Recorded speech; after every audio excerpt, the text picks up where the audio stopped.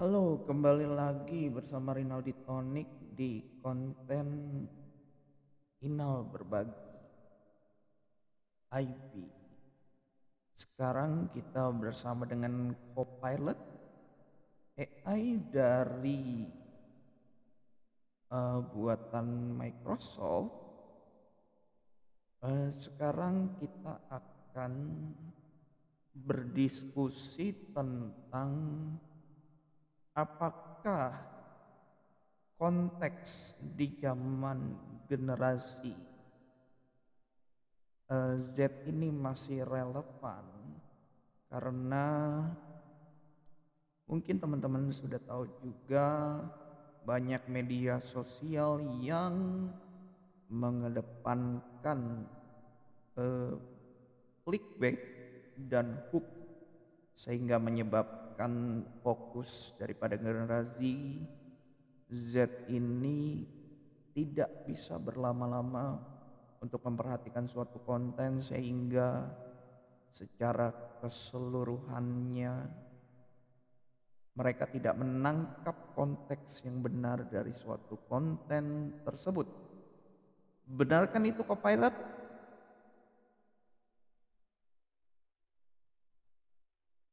Halo, Copilot.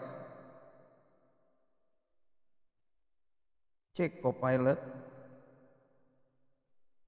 Copilot. Halo. Copilot.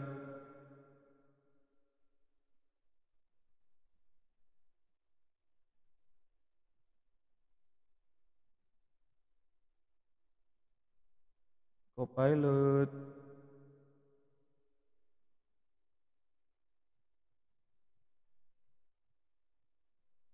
Close dulu dah.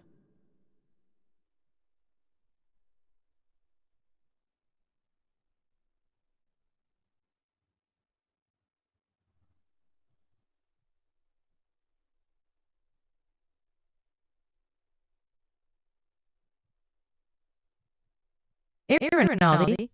How's the human world today? Okay, can we use bahasa Indonesia for our conversation? Ya, tentu. Kita bisa pakai bahasa Indonesia. Ada yang ingin kamu bicarakan? Oke, sekarang kita masuk di konten tentang konteks. Apakah konteks tersebut masih berlaku untuk generasi Z, terutama di Indonesia ini, Copilot? Betul. Gen Z di Indonesia memang memiliki karakteristik unik karena dipengaruhi oleh budaya lokal dan global. Mereka tumbuh di era digital yang cepat berubah dengan akses mudah ke informasi dan teknologi. Pengaruh ini membuat mereka lebih terbuka terhadap ide-ide baru, lebih vokal dalam menyuarakan pendapat, dan cenderung peduli dengan isu-isu sosial seperti lingkungan dan kesetaraan. Apa yang menarik perhatianmu tentang Gen Z, terutama di Indonesia?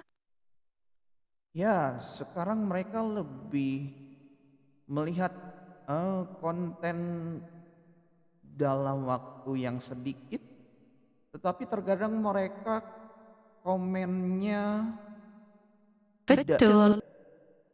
Benar, Gen Z bisa menyerap konten dalam waktu yang singkat. Seringkali multitasking dengan beberapa perangkat sekaligus. Meski begitu, mereka juga lebih kritis dalam memilih konten yang sesuai dengan minat mereka. Kalau begitu, apa jenis konten yang menurutmu paling menarik bagi Gen Z di Indonesia? Oh, bukan itu maksudku.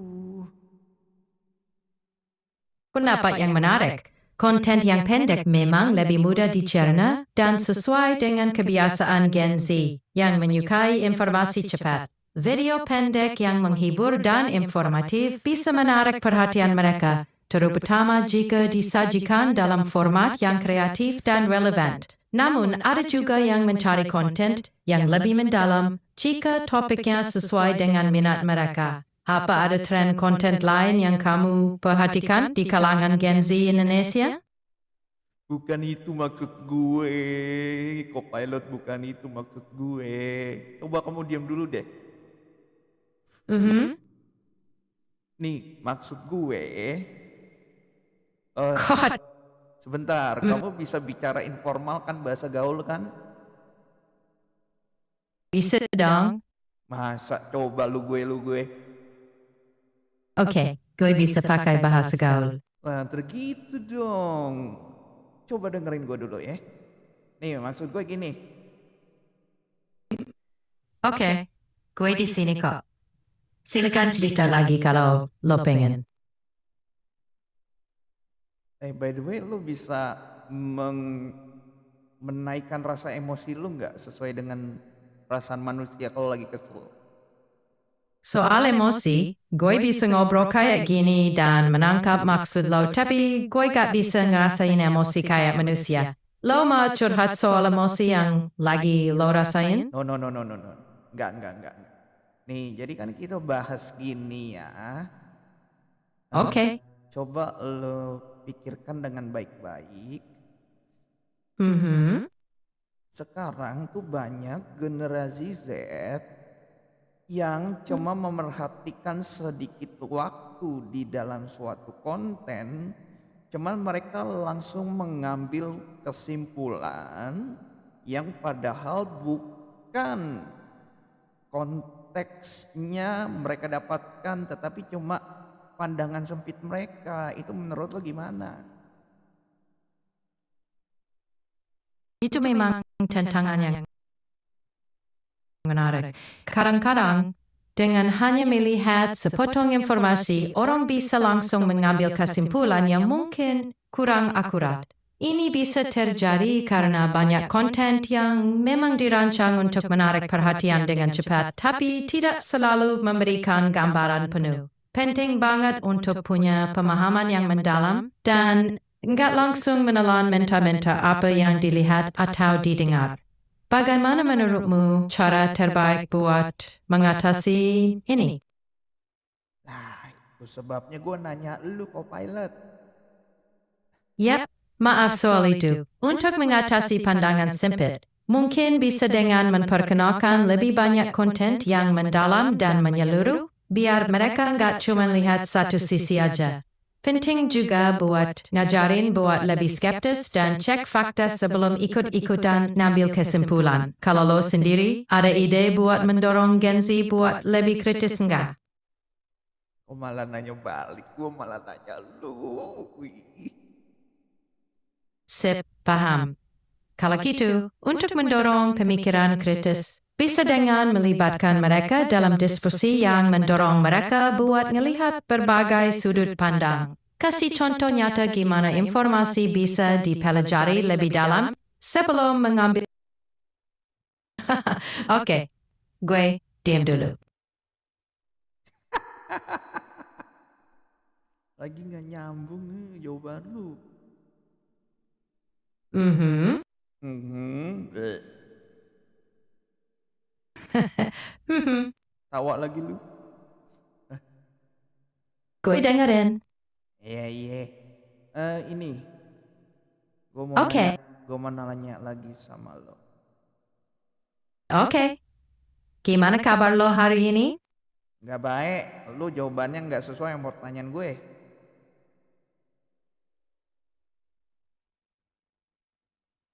Dia diem dong. Coba. Balik ke pembahasan. Gimana cara meningkatkan pemahaman biar Gen Z bisa lebih kritis? Baik, gue diam dulu. Ya, diem dulu ya. Ini gue mau nanya nih. Mhm. Pada umur berapa sebaiknya orang tua mengajarkan kepada anaknya mengenai konteks dalam segala hal?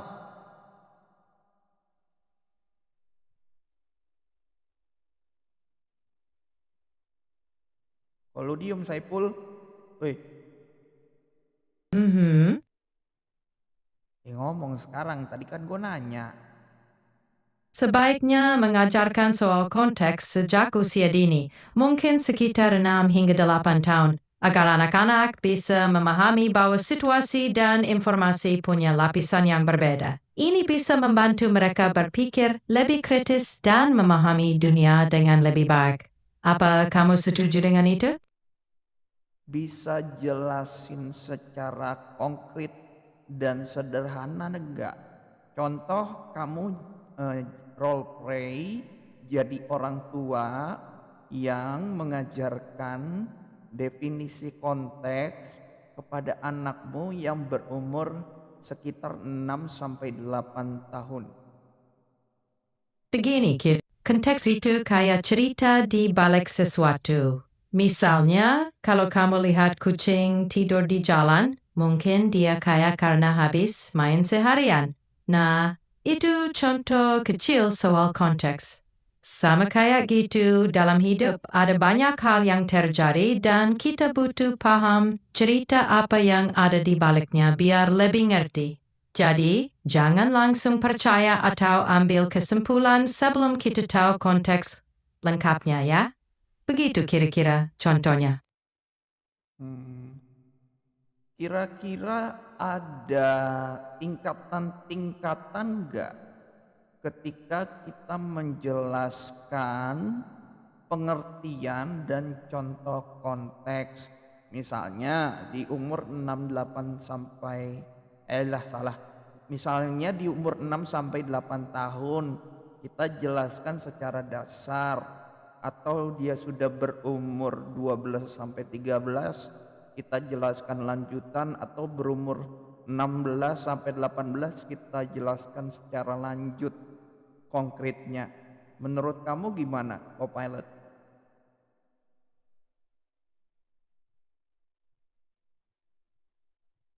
Lah, ya tidur. Woi, Benar, memberikan tingkatan penjelasan berdasarkan usia bisa membantu anak-anak memahami konteks sesuai dengan perkembangan mereka. Di usia 6-8 tahun, penjelasan dasar dengan contoh sederhana sudah cukup. Lalu di usia 12-13 tahun, bisa mulai membahas lebih mendalam dengan situasi yang lebih kompleks. Terakhir, di usia 16-8 tahun, penjelasan bisa lebih konkret dan mendalam, mungkin termasuk dampak luas dari suatu konteks. Ini bisa jadi cara efektif buat ngajarin mereka tentang pentingnya memahami konteks dalam kehidupan sehari-hari. nah Oke, kalau gitu. kita Lanjutkan dengan pendekatan yang sesuai usia ya. Ada hal lain yang pengen lo bahas? bisa kamu jelasin Kak, ke kita-kita. Misalnya kamu sebagai orang tua nih, contoh yang konkretnya gimana? Misalnya tadi kan kamu udah jelasin yang 6 sampai 8 tahun. Nah, yang 12 sampai 13 bisa kasih contoh konkret, dan yang umur 16 sampai 18 bisa kasih contoh konkretnya enggak yang benar-benar terjadi di masyarakat, contoh konteks.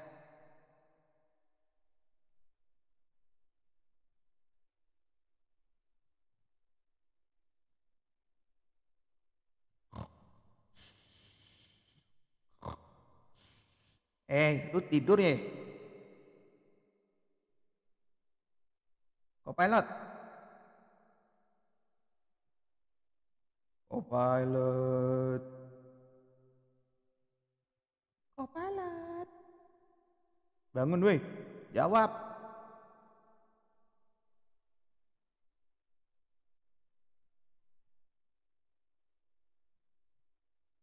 Copilot.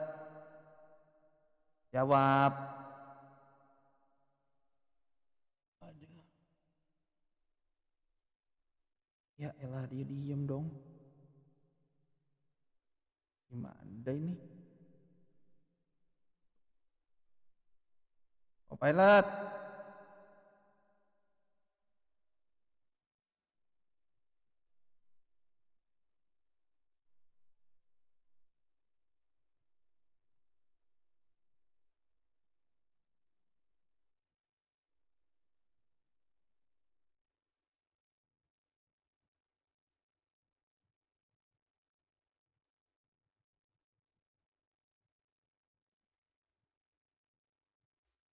Hey, Rinaldi. Co-pilot on the case. Aduh, ulang lagi dah. You know what they say, better late than never. What's on the docket for today? No, no, no. We can use bahasa Indonesia for this conversation, okay? Baiklah, silakan. Mari berlatih bahasa Indonesia. Ada yang ingin dibahas? Kan berlatih bahasa Indonesia, emang gue orang Indonesia, ngapain lagi berlatih, woi? Baik, Rinaldi.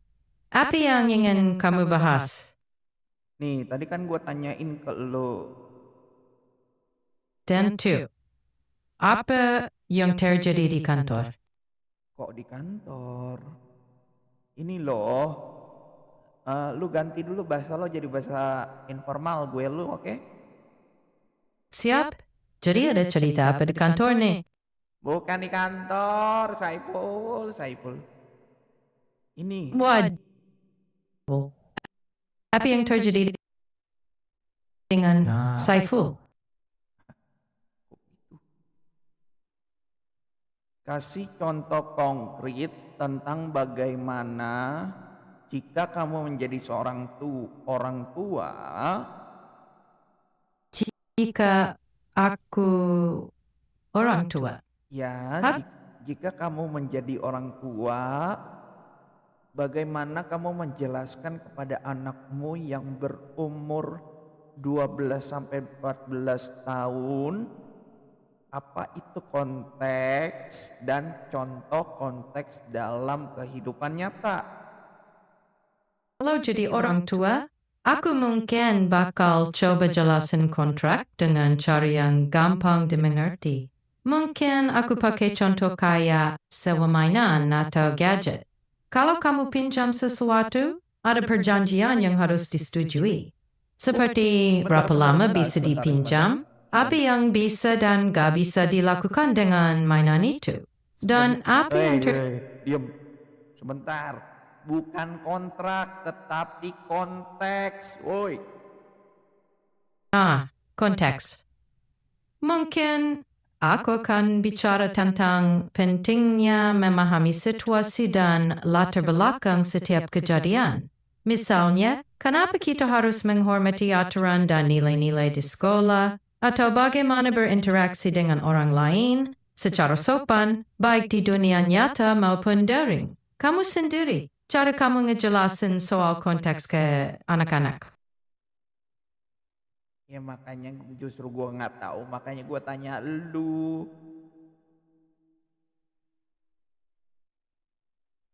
Ya dia diam lagi dong.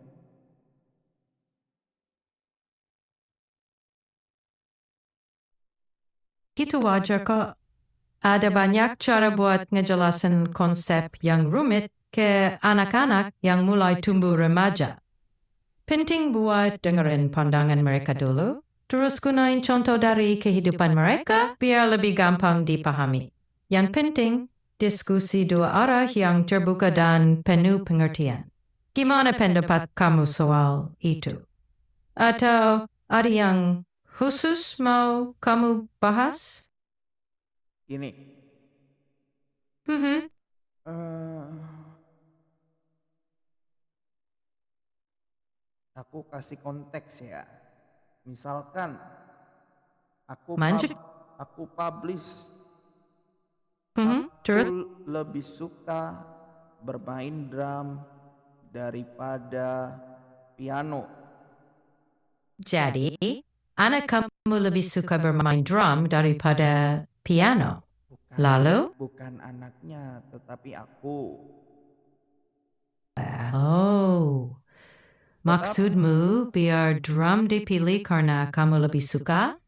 Mungkin kamu bisa ngomong soal bagaimana drum bisa jadi cara yang keren buat mengekspresikan diri dan mungkin menginspirasi jalan musik yang berbeda.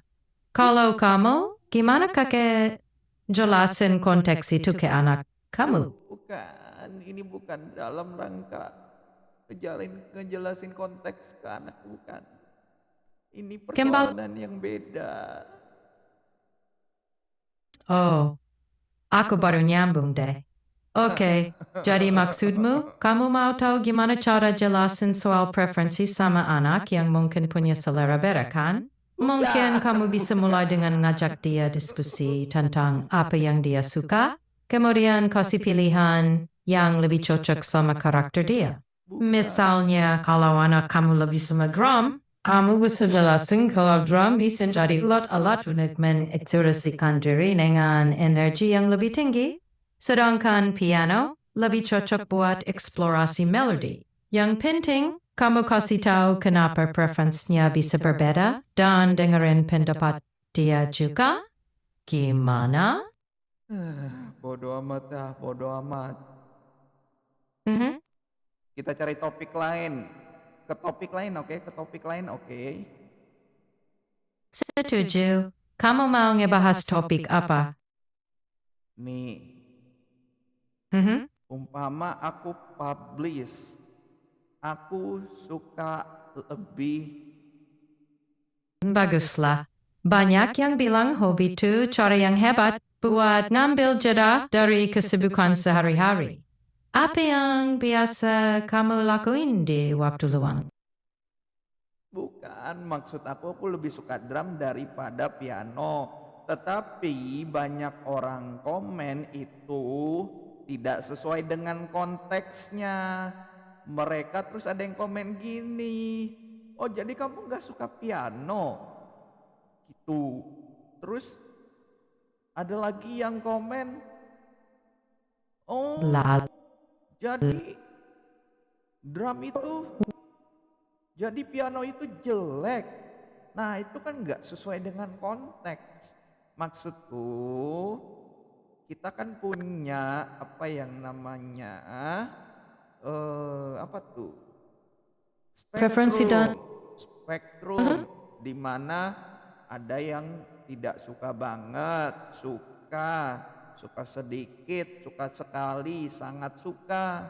Nah, maksudnya aku di situ kan bukannya lebih suka piano, bukannya lebih suka drum, bukan berarti tidak suka piano, tetapi lebih menyukai drum daripada piano.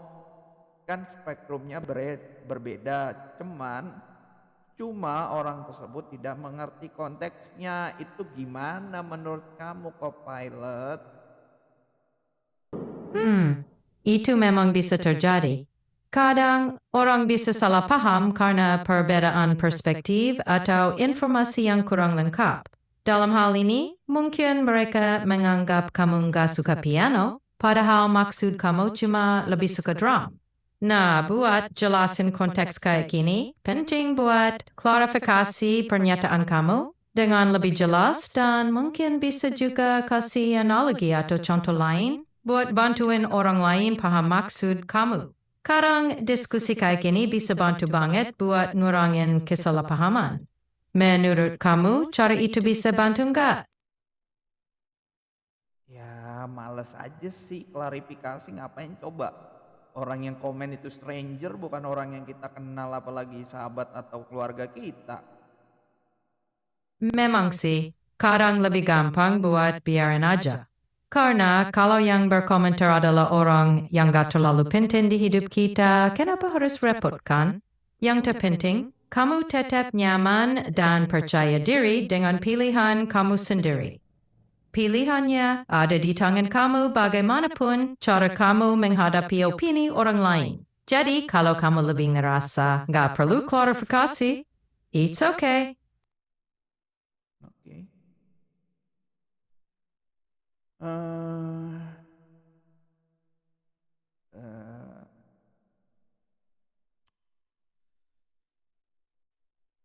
eh, co-pilot. Terima kasih, itu kenapa? Sayangnya aku nggak bisa kasih reaksi jempol. Tapi aku di sini kalau kamu mau ngobrol lebih lanjut atau ada topik lain yang kamu penasaran. Mau ngebahas apa lagi? Nih, ini masih berkaitan sama konteks ya. Oh, tentang konteks apa lagi nih? Sebaiknya di tingkatan mana sekolah mengajarkan konteks kepada anak-anak? Bagusnya sih diajarkan sejak dini sekitar sekolah dasar. Dengan begitu, anak-anak bisa belajar memahami situasi dan gimana cara bersikap di berbagai lingkungan. Biasanya materi ini bisa mulai dikenalkan lewat cerita, role play, dan diskusi kecil sesuai umur mereka. Gimana pendapat kamu soal itu? Tapi kan di SD emang udah ada sejarah. Biasanya kan role play itu dijelaskan di sejarah. Benmur. Pelajaran roleplay atau bermain peran biasanya sudah mulai diperkenalkan sejak sekolah dasar. Dengan cara itu, anak-anak bisa belajar memahami berbagai konteks dalam interaksi sosial dan belajar empati terhadap peran orang lain. Roleplay ini juga bantu mereka mengerti gimana menempatkan diri dalam lingkungan yang berbeda-beda. Jadi emang sih kadang pelajaran kayak gini bisa dianggap sepele tapi dampaknya memang besar buat tumbuh kembang anak. Ada pengalaman serupa yang pernah kamu alami? Masalahnya kayaknya dulu waktu SD nggak ada pelajaran tentang role play deh. Paling waktu pelajaran olahraga emang jadi pemain olahraga, orang apa, main basket, main badminton, itu kan bukan role play, emang bermain. Di mata pelajaran apa role play itu bisa diaplikasikan dan diajarkan oleh para guru SD? Roleplay bisa diterapkan dalam berbagai mata pelajaran, tergantung kreativitas. Pendidikan karakter, pendidikan bahasa atau studi sosial bisa jadi platform yang bagus buat roleplay di SD. Misalnya dalam pelajaran bahasa Indonesia, anak-anak bisa dilibatkan dalam drama sederhana atau membuat dialog dari perspektif karakter yang berbeda. Atau dalam pendidikan karakter, mereka bisa berlatih menghadapi situasi seperti penyelesaian konflik atau berbagi peran dalam kerja kelompok. Gimana dari yang aku jelasin tadi, ada yang menarik perhatian kamu? Oh,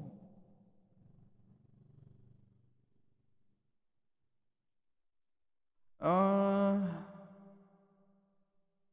Aku nggak bisa kasih contoh langsung, tapi aku ngerti yang kamu maksud. Memang kalau ada role play yang lebih relevan dan mengena, dampaknya biasanya akan lebih terasa. Kadang tantangan untuk mengintegrasikan hal ini memang ada di kreativitas dan keterbatasan kurikulum. Tapi bukan eh bukan apa, aku tiba-tiba berhenti.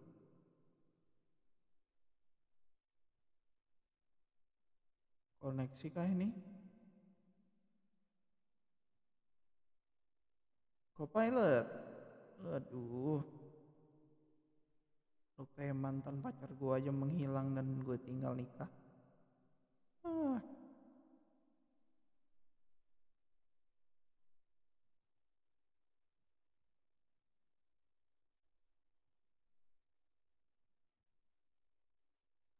ya udahlah ya, say goodbye aja ya, Copilot.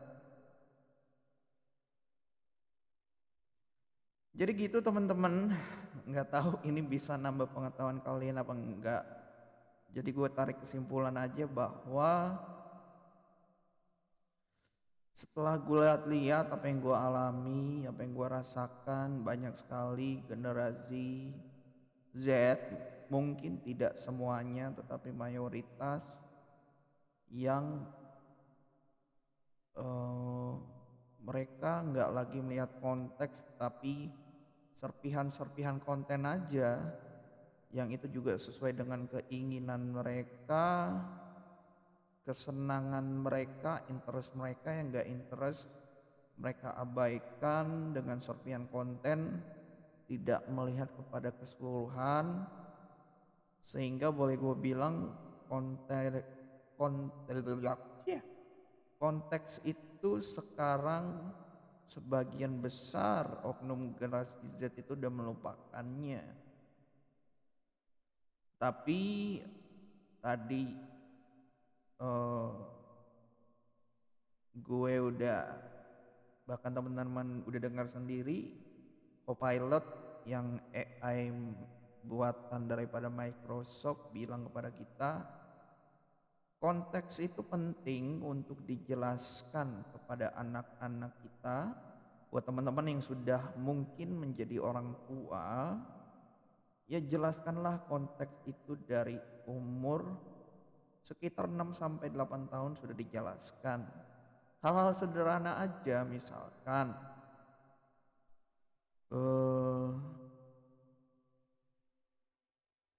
dari hal kecil deh, kita itu bangun pagi supaya rezeki kita gak dipatok ayam. Nah jelaskan itu maksudnya pas kita, bukan maksudnya ayam itu akan mematok rezeki kita beneran loh kalau kita bangunnya siang, tetapi kita harus rajin bekerja agar rezeki kita lancar. Misalkan contoh, teman-teman bisa jelasin hal kecil aja. Oh itu ada tukang ojek loh, pagi-pagi dia sudah bekerja, sudah mangkal tuh di pangkalannya, supaya pelanggannya misalnya ibu-ibu, anak-anak yang mau ke sekolah, dia dapat rezekinya cepet. Coba dia bangun siang udah keambil dulu rezekinya sama tukang ojek lain. Nah teman-teman bisa jelasin kayak gitu. Itu adalah contoh kecil daripada konteks dalam suatu pembicaraan atau suatu perumpamaan kehidupan. Jadi si anak juga bisa mengerti suatu konteks dalam hal sederhana. Lalu tadi kan AI-nya bilang, si Copilot ini bilang bahwa penjelasan konteks itu bisa berjenjang. Ketika sudah semakin dewasa, teman-teman yang sudah menjadi orang tua bisa menjelaskan konteks tingkat lanjut, sehingga ketika anak-anaknya, teman-teman sudah dewasa, mereka tidak lagi melihat suatu permasalahan dalam sudut pandang yang sempit. Itulah gunanya konteks, sehingga sudut pandang mereka bisa melihat suatu permasalahan dengan helikopter view atau besarannya dari semua sudut pandang. Itulah gunanya konteks, baik itu di dalam kehidupan, baik itu di dalam memecahkan masalah, baik itu di dalam membaca kitab suci, baik itu di dalam menelaah komunikasi, baik itu di dalam pengambilan keputusan. Konteks itu penting dalam hidup kita. Oke, sampai ketemu di konten Inal Berbagi atau IB berikutnya. Semoga teman-teman bisa menularkan pentingnya konteks itu kepada mungkin anak-anak teman-teman, mungkin keponakan teman-teman, mungkin teman-teman yang masih muda, sekitar teenager, muda-mudikah, bisa membagikan ini sehingga sudut pandang teman-teman dalam melihat suatu situasikah, kondisikah menjadi semakin luas lagi. Sampai ketemu di konten Inal Berbagi IB selanjutnya. Bye-bye.